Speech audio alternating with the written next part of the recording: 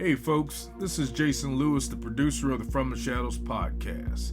I just want to remind you about our website, FromTheShadowsPodcast.com. We have a Facebook page. We would appreciate it if you like and follow. Also, join our discussion group on Facebook called After the Shadows. We have a Twitter feed. Please follow us on Twitter. It can be found with @podcast_from. Follow us on Instagram at From the Shadows Podcast. We have a YouTube channel. Go to the search bar at YouTube and put From the Shadows Podcast, and please subscribe to that channel. We are also on the Odyssey Radio Network, and we can be found there at odyssey1.com. We're still on the traditional podcatchers that everybody loves to listen to us on. We get a lot of feedback, so please rate the podcast and communicate with whether you're on Spotify, Stitcher, TuneIn, Apple Podcasts, Podbean, or Google Podcasts. We're there, and we appreciate it when you leave comments for us. We also have a Patreon page. It can be found at www.patreon.com/FromTheShadows. You can receive books, stickers, coffee mugs, and special content just for our Patreon subscribers. Check it out for yourself and see what packages that we have to offer.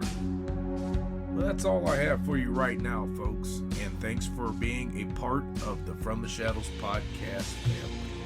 So with that being said, let's get this episode started.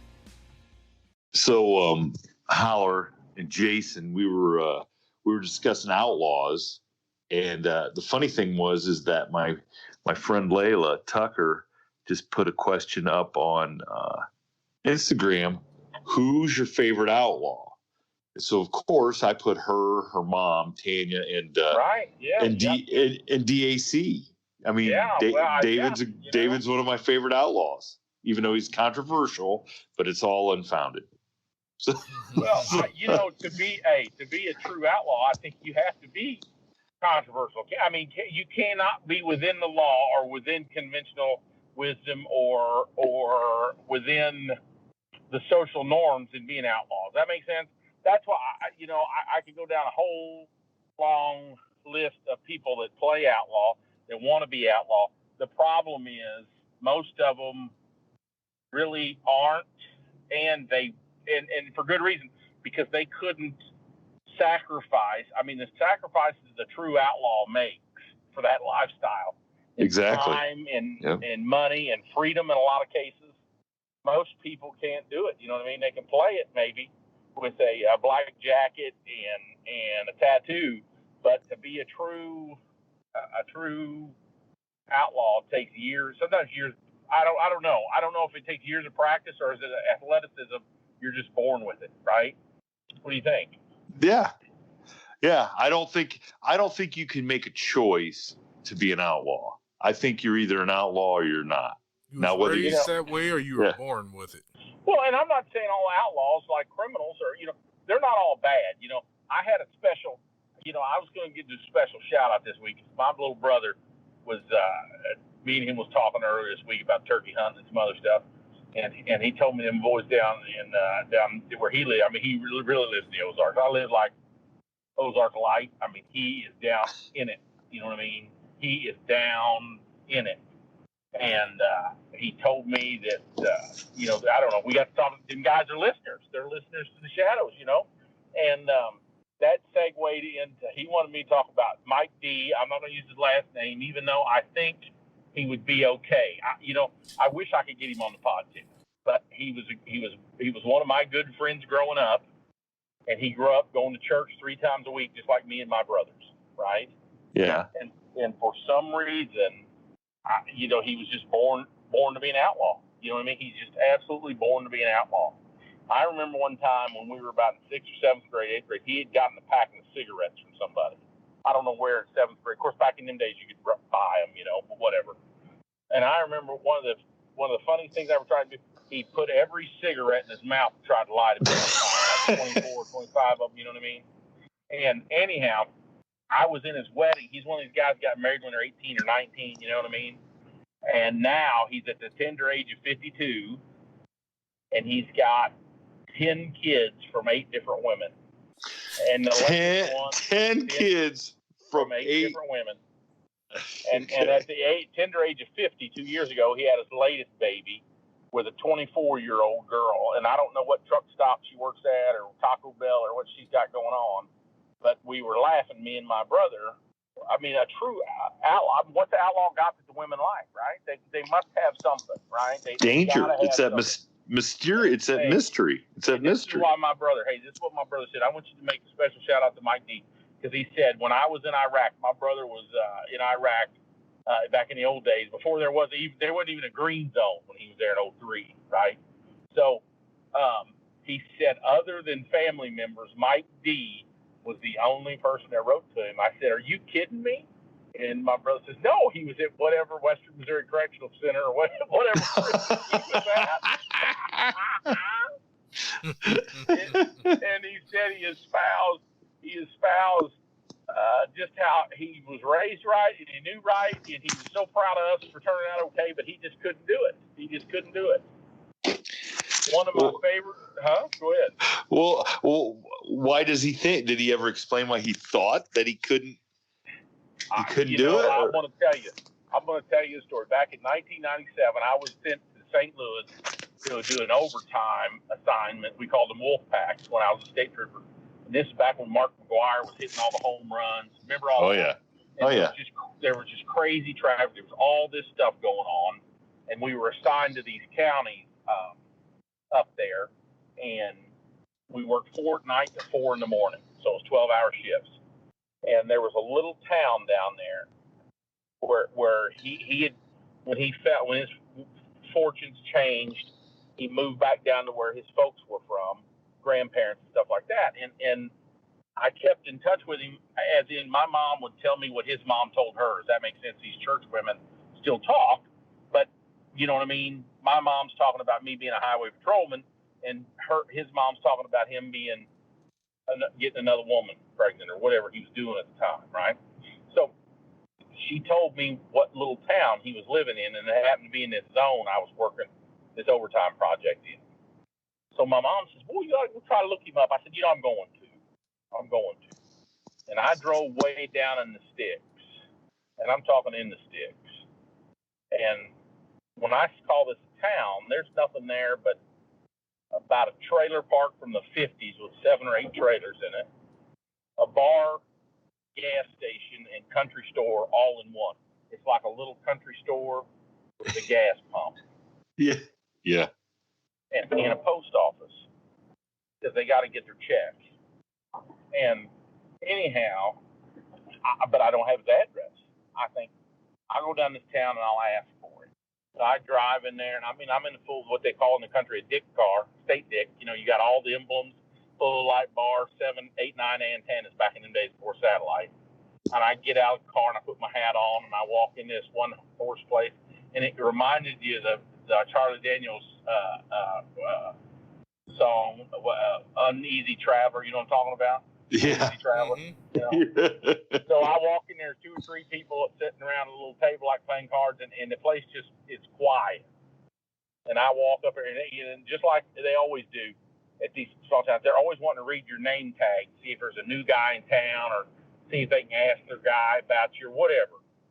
So I walked up to the bar, and the guy goes, "Can I help you?" And I said, "Yeah." I said, "I'm looking for somebody, and I don't know if you know where he's at, or he's a friend of mine." And they go, "Okay, who are you looking for?" And I said, "Mike D." And this guy looked a little bit, and he said, "That name sounds awful familiar, but I just can't place it." And he hollers at those 3 guys at the table, "You got Mike D?" And they looked around and said, "No." "Maybe, did he used to live here, but he don't anymore?" "No, I don't think we know him." And I said, "Okay."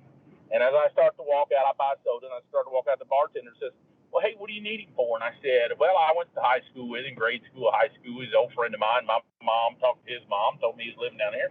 I thought I'd come down, check him out, see what's going on with him." I said, "You sure you know where he's at?" "Don't know where he's at." He said, "No, I don't know. I wish I did. I wish I could help you, long lost friends and stuff, but I can't." And I'm way down here in the country, and this is back when your cell phone was a bag phone. If any of you guys remember what a bag phone was. Oh yeah. So I don't get a signal. I don't get a signal until I get back to the top of the hill. You know, I get out of these old creek bottoms and get way up on top of the hill and zigzag around. And finally, I get up there, and I got a missed call from my mom, and I call her, and she said, "Well, you just down there at Richwoods, Fletcher? That's this Richwoods, this house. You just down at Richwoods?" I said, "Yeah, well, Dee's mom just called, and he went down, and she said the bartender called him, come up to his trailer and got him because he ain't got a phone. Come up to his trailer and got him. Said there was a state trooper looking for him. So he said what they want. He said, well, this is his name, and he said he was an old friend of yours." And Dee said, "Oh, he was." So they ran down the hill to try to catch me. Of course, by the time I was gone, and he wanted me to drive back down there all the way. And I mean, it's 35, 40 miles of just terrible, crooked road. And I said, "No, I'll tell him I'm going to have to see him next time or something. But there ain't no way I'm going to drive down all that crooked road to see him. You know what I mean? He should have came out." Well, he didn't know what law. They just know the law was looking for him. He didn't know which one, you know. So I tell him, next time he's in town, next time he's up at his mom's, tell him to stop by and see me. So a few months go by, and I'm sitting at the office. And when I say at the office, I mean it's the troop headquarters outside of Jefferson City, Missouri. Anybody that looks it up will see. I mean, it doesn't get no more copy than this place, right? There's at any given time, there's 5, 6, 7, 8 of them in the office, lieutenants and captains. There's 100 marked cop cars around back. The garage is there. I mean, this is Grand Central Station for law enforcement, right?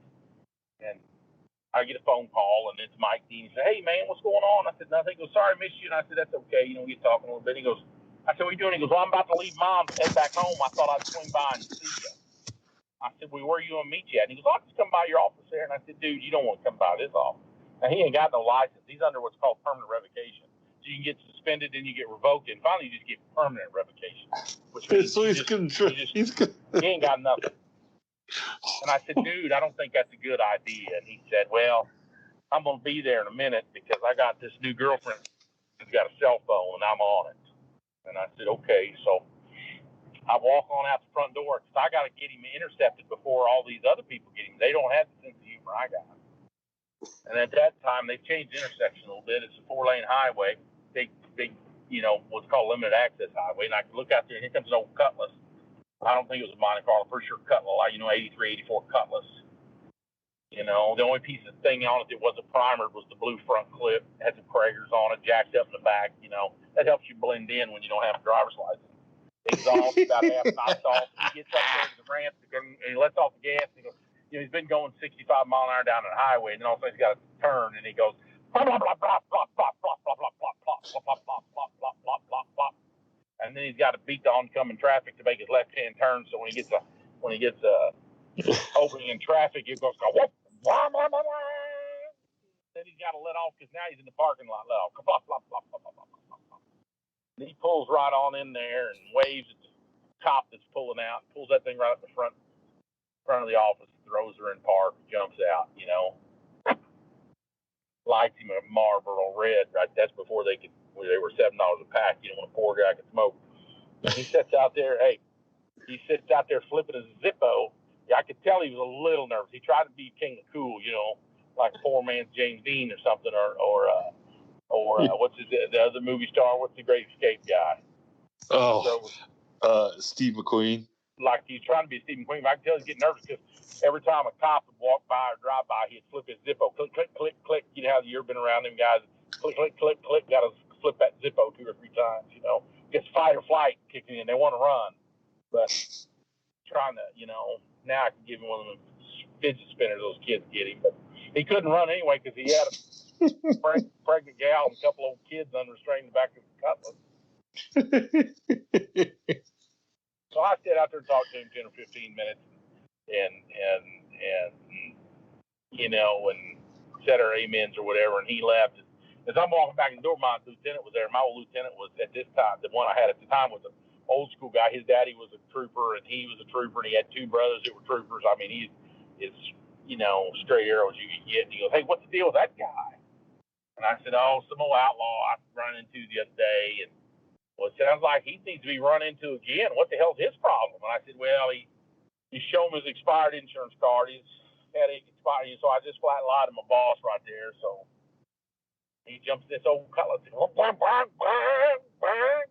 he went right in the belly of the beast right there. Okay, so only true outlaws have that devil may care. You know what I mean? Laissez-faire. I mean, they don't. You know, what was that? But we don't need no stinking badges. He could care less about your stinking badge. We don't need no stinking badges. No I think what happens is once you cross the river, once you cross over, he ain't got. You know what I mean? What are you gonna do to him? He's done had it done to him.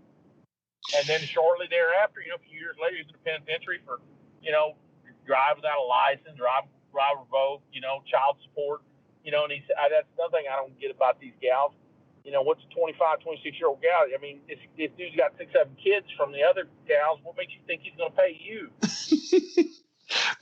But hey, I'm sorry though. My picture of an outlaw though doesn't include a guy going to the penitentiary for driving without a license and unpaid child support. Well, he's up for other stuff. I'm trying to paint him with a better brush.